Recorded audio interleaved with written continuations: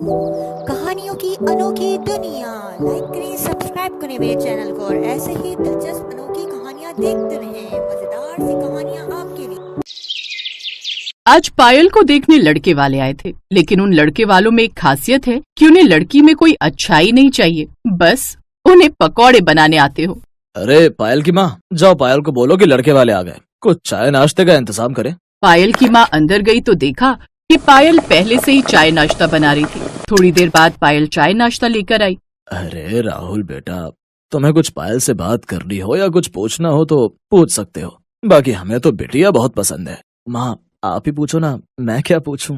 बेटा तुम हमारे लिए चाय नाश्ता लेकर आई हो, लेकिन एक बात बताओ, क्या तुम्हें पकौड़े बनाने आते हैं? जी पकौड़े बनाने में कौन सी बड़ी बात है, आपको पहले ही बताना चाहिए था। अरे तो अभी कौन सी देर हुई है, जाओ जल्दी जाकर हमारे लिए पकौड़े बना कर ले आओ। ठीक है बेटा, जाओ पकौड़े बनाकर लाओ, तब तक आप लोग चाय पीजिए। अरे नहीं, चाय भी हम पकौड़ों के साथ ही पियेंगे। लेकिन तब तक तो चाय ठंडी हो जाएगी ना। हाँ तो चाय भी अपने साथ लेकर जाओ बेटा, चाय भी गरम करके ले आना पकौड़ों के साथ।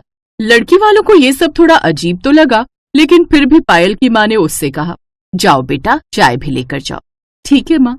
पायल वहाँ से चाय उठाकर ले गई और थोड़ी देर बाद आलू के मस्त पकौड़े बनाकर ले आई। सभी ने पकौड़े खाए, सभी को पकौड़े बहुत पसंद आए।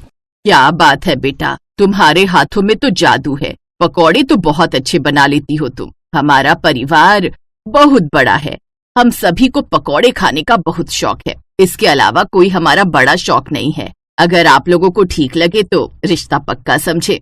हाँ, हमारी तरफ से भी ये रिश्ता पक्का ही समझिए। आप लोगों की इतनी बड़ी कोई मांग भी नहीं है, सिर्फ पकौड़े बनाने आते हो, वो तो हमारी बेटी को आते ही हैं। क्यों बेटा पायल? जी पिताजी।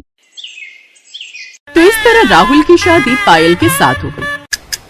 ससुराल में उसकी 2 जेठानियां, 2 जेठ, एक ननद, सास ससुर और राहुल को मिलाकर बहुत बड़ा परिवार था। आज पायल की घर में पहली रसोई थी। बेटा आज रात तुम्हारी इस घर में पहली रसोई है, हम सबके लिए खाना बना दो। लेकिन सासू माँ खाने में क्या बनाना है? तभी वहाँ पर पायल की दोनों जेठानियां रानी और मोहिनी आ गई। सासू माँ आपने देवरानी जी को बताया नहीं क्या? देवरानी जी तुम मेरे लिए प्याज के पकौड़े बना दो और कुछ नहीं। और देवरानी जी मेरे लिए बैंगन के पकौड़े बना देना, जिन्हें खाकर मजा आ जाए। बेटा मेरे लिए पालक के पकौड़े बना देना। बहू मेरे लिए मूली के पकौड़े बना देना, सारा सामान तुझे किचन में ही मिल जाएगा। और हम तीनों भाइयों के लिए जो तेरा मन करे उस चीज के पकौड़े बना देना, हम लोगों की कोई डिमांड नहीं है। हाँ बस पकौड़े होने चाहिए और वो भी स्वादिष्ट। लेकिन भाभी मेरी तो एक डिमांड बहुत बड़ी रहती है, आपको अपनी छोटी सी प्यारी सी ननद की डिमांड माननी ही पड़ेगी। मेरे लिए आप पनीर के पकौड़े बना देना। लगता है इन लोगों ने कभी जिंदगी में पकौड़े ही नहीं खाए। क्या सोच रही है बहू, तुझे कोई दिक्कत है क्या? नहीं सासू माँ कोई दिक्कत नहीं है, मैं बस पूछना चाहती हूँ कि आप लोग चटनी कौन सी लेंगे पकौड़ी के साथ? नहीं बहू, कोई चटनी वटनी नहीं चाहिए। ठीक है सासू माँ, अभी बनाती हूँ। पायल किचन में गई और पकौड़े बनाने लगी। पहले तो उसे लगा कि पकौड़े जल्दी से बन जाएंगे, लेकिन उसे अलग अलग प्रकार के पकौड़े बनाने थे, इसलिए उसे बहुत टाइम लग गया। किसी को पनीर के पकौड़े खाने थे, तो किसी को पालक के, तो किसी को बैंगन के। इस वजह से उसे तैयारी करने में ही 1 घंटा लग गया। फिर उसके बाद उसने पकौड़े बनाना शुरू किया। अरे बाप रे, इस पकौड़े वाले परिवार ने तो मुझे परेशान करके रख दिया। खैर कोई बात नहीं, आज पहली रसोई है इसलिए इन लोगों को पकौड़े खाने होंगे, कल से तो खाना ही बनाना होगा। पकौड़े बनाने से आसान तो खाना बनाना ही है मेरे लिए।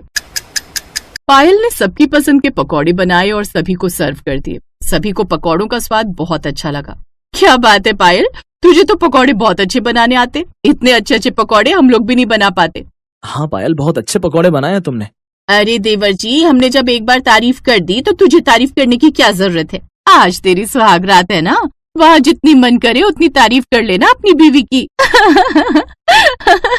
सभी लोग जोर जोर से हंसने लगे। पहली रसोई की रस्म खत्म हो गई। आज पायल की पहली सुहाग रात थी और दोनों लोग अपने कमरे में बैठकर एक दूसरे से प्यार भरी बातें कर रहे थे।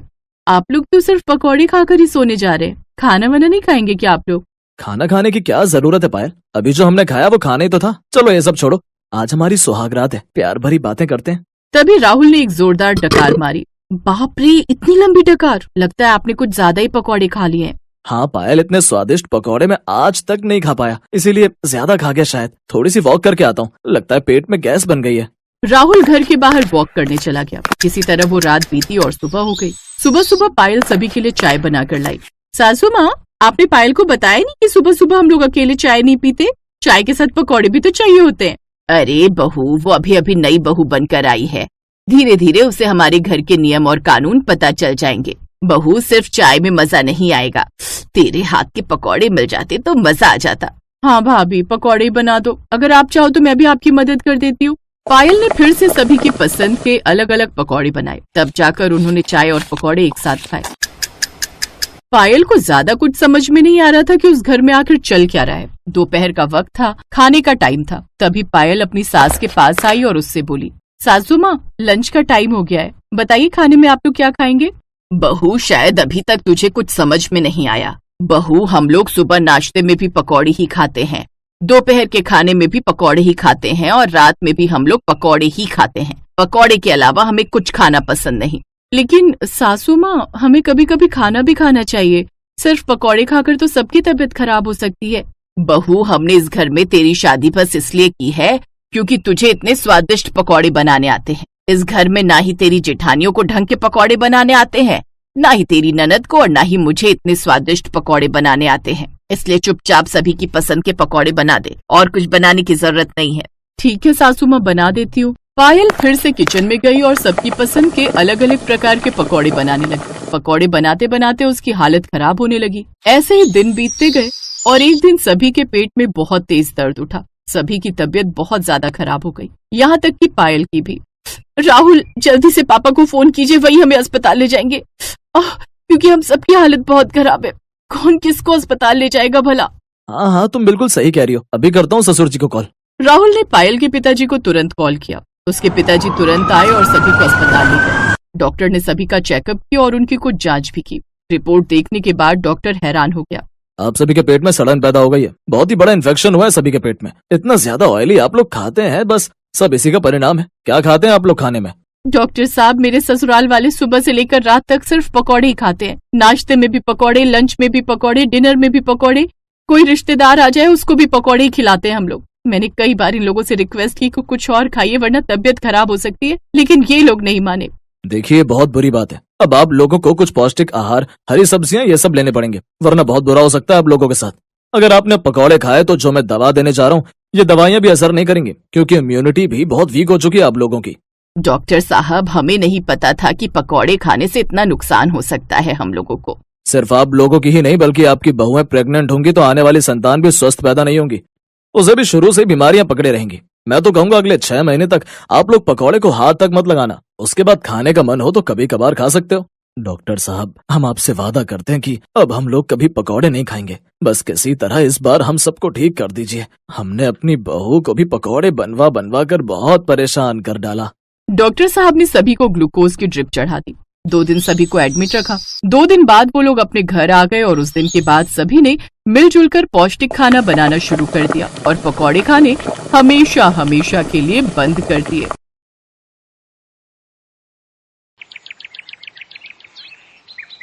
अरे बहन जी, घर की बहू में तो साक्षात माँ अन्नपूर्णा का वास होता है। अपने परिवार को अच्छा अच्छा स्वादिष्ट और ताजा भोजन खिलाना तो हर औरत का धर्म होता है। बिल्कुल सही कह रही हो बहन जी, लेकिन आजकल पारिवारिक लड़की ढूंढ पाना उतना ही मुश्किल है जैसे गधे के सर में सींग। अब आप हमें ही ले लीजिए। अर्णव मेरा इंजीनियर है, कम से कम लाखों में सैलरी है उसकी, लेकिन फिर भी अपनी पसंद की लड़की नहीं मिल रही। वो क्या है ना, मेरा अर्णव विदेशी खाना खाने का बड़ा ही शौकीन है। कहता है सिर्फ उसी लड़की से शादी करूंगा जो विदेशी खाना यानी कॉन्टिनेंटल फूड, हाँ कॉन्टिनेंटल फूड बनाना जानती होगी। और आपको तो आजकल की लड़कियों का पता ही है, इंडियन खाना तो उनसे बनता नहीं तो विदेशी तो क्या ही बनाएंगी। अरे ना ना ना बहन जी, सब लड़कियां एक सी ना होती। मेरी सानवी तो हर तरह का खाना बनाना जानती है, खासकर वो विदेशी कॉन्टिनेंटल फूड। फिर तो जल्दी से उसे बुला दीजिए। उर्मिला अपनी बेटी को बुलाने अंदर जाती है। देखो सानवी, जो भी हो बस इस इंटरव्यू को क्लियर कर ले। बहुत बड़ी पार्टी आई है रिश्ते के लिए, खूब नौकर चाकर और गाड़ियां हैं घर में। तेरी बात पक्की हो गई ना तो तू राज करेगी राज। और सुनना, मैंने तेरी तारीफ में बड़े बड़े कसीदे पढ़ दिए हैं कि तुझे बहुत ही बढ़िया बढ़िया कॉन्टिनेंटल खाना बनाना आता है। माँ, मुझसे आलू पूड़ी रोटी सब्जी ये सब तो ठीक से बनता नहीं, पराठा बनाती हूँ तो पहचानना मुश्किल हो जाता है कि पराठा है या श्रीलंका का मैप। और कॉन्टिनेंटल डिशेस का तो मुझे नाम तक नहीं पता। अरे शुरू शुरू में तू ना वो यूट्यूब देखकर बना लियो, फिर जब उनका मन भर जाएगा कॉन्टिनेंटल खाना खाकर तो वो खुद ही मना कर देंगे बनाने को। वैसे भी अंग्रेजों का ये बेतुका खाना ज्यादा दिन तक थोड़ी ना खाया जाता है। चल अब अच्छे से टचअप लेकर बाहर आ जा। तैयार होकर सानवी बाहर आ जाती है। फिर बातचीत में अर्णव की मम्मी और अर्णव को सानवी बहुत पसंद आती है। साथ ही जब वो ये पूछते हैं कि उसे कॉन्टिनेंटल खाना बनाना आता है तो इस पर सानवी कहती है, कॉन्टिनेंटल खाना? जी, वो बनाना तो मेरे बाएं हाथ का खेल है। ये बात सुनते ही लड़के वाले झट से शादी के लिए तैयार हो जाते हैं। कुछ ही दिनों में दोनों की शादी भी हो जाती है। शादी के बाद देखो सानवी, तुम्हारे हाथ के बने कॉन्टिनेंटल खाने की तारीफ तो हमने बहुत सुन ली। अब आज जल्दी से कुछ बढ़िया सा बनाकर खिला दो। अभी बनाकर लाती हूँ। रसोई में जाकर वो यूट्यूब खोलती है, फिर सोचती है, नहीं नहीं नहीं नहीं नहीं, अगर मैंने इन्हें कोई फेमस डिश बनाकर खिलाई तो ये लोग समझ जाएंगे कि मुझे कुछ भी बनाने नहीं आता। ऐसा करती हूँ, कुछ भी बना देती हूँ और उसे कोई भी नाम दे दूंगी। सानवी फ्रिज खोलती है, उसे उसमें तुरई दिखाई देती है। वो कच्ची तोरी में मसाले लगाकर ओवन में ग्रिल होने के लिए रख देती है। कुछ देर बाद वो उसे बाहर निकालती है तो देखती है सारी तुरई करारी हो गई होती है। हे भगवान, ये तो कुछ ज्यादा ही करारी हो गई है।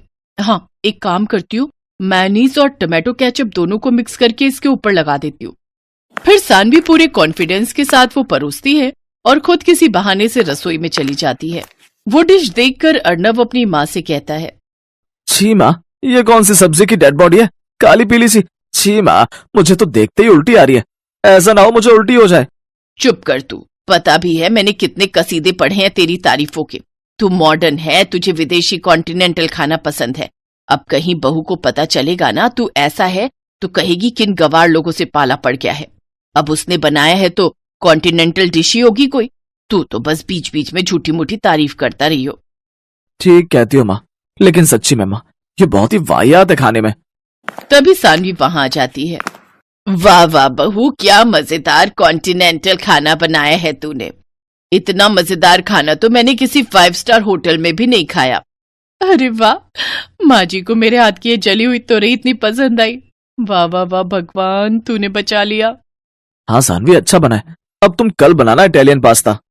हाँ हाँ, क्यों नहीं। कम से कम कुछ तो जानी पहचानी चीज खाने को मिलेगी। अगले दिन सानवी इटालियन पास्ता बनाने के लिए किचन में जाती है और यूट्यूब पर रेसिपी देखने लगती है। मुझे तो इनके नाम से भी चक्कर आ रहे हैं। भला मसालों के नाम भी कोई ऐसे रखता है क्या? और ये लिट जूस क्या होता है? सीधे सीधे पत्ता गोभी भी तो बोल सकता है। बस बहुत हुआ, अब तो मैं अपने हिसाब से ही पास्ता बनाऊंगी। और कौन सा ये अंग्रेज आते हैं हमसे सरसों का साग सीखने जो हम इनका पास्ता बनाए। उस दिन भी यही हुआ। सानवी ने पास्ता में व्हाइट सॉस मिलाने की जगह उसमें अरारोट और कॉर्नफ्लोर मिलाया। साथ ही साथ पास्ता में ढेर सारी लाल पिसी हुई मिर्च भी डाल दी। अब देखना, अब ये इनका आखिरी पास्ता होगा। इतनी लाल मिर्च झोंक के डाली है कि आज के बाद नाम नहीं लेंगे कॉन्टिनेंटल खाना बनाने का। सानवी वो पास्ता लेकर बाहर आती है। वाह वाह वाह, बन गया पास्ता। हाँ हाँ हाँ, लेकिन आज इटालियन नहीं, मैंने आखिरी पास्ता बनाया है। लाला बहू, आखिरी हो या पहला, हमें तो खाने से मतलब है। तू ला झट से प्लेट में निकाल। अर्णव और उसकी माँ पहला चम्मच खाने के बाद ही 2 गिलास पानी पी जाते हैं।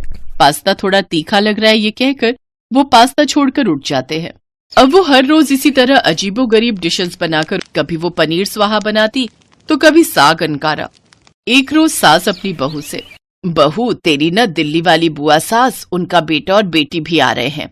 तू ना उनके लिए वो सब कॉन्टिनेंटल खाना बनाना जो तूने हमारे लिए बनाए हैं।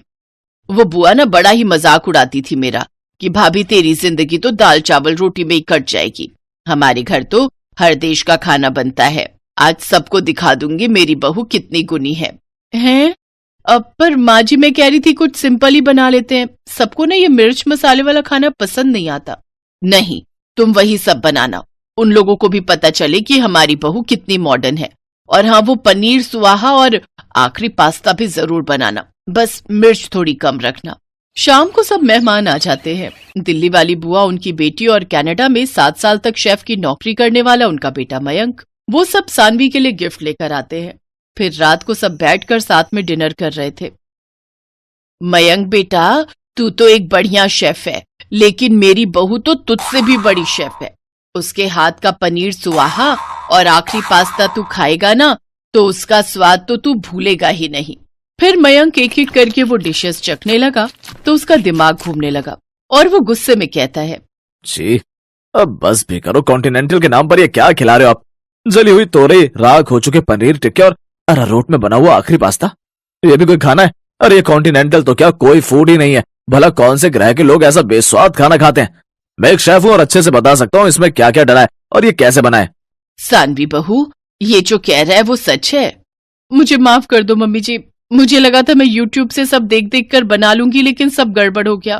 पर आप दोनों तो उंगलियां चाट चाट कर खाते थे ना? उंगलियां चाट कर नहीं, बल्कि नाक बंद करके और अपनी उंगलियां रोक रोक कर खाते थे, क्योंकि सच तो ये था हमने कभी पहले कॉन्टिनेंटल खाना खाया नहीं था। तो क्या आपने झूठ कहा मुझसे? हाँ बेटा, जैसे शादी करने के लिए तेरी माँ ने झूठ के पहाड़ बनाए ना, वैसे ही मैंने भी बनाए। हाँ, और आप दोनों के इस झूठ में आखिरी पास्ता हम दोनों का बन गया। ये बात सुनकर सभी जोर जोर से हंसने लगते हैं।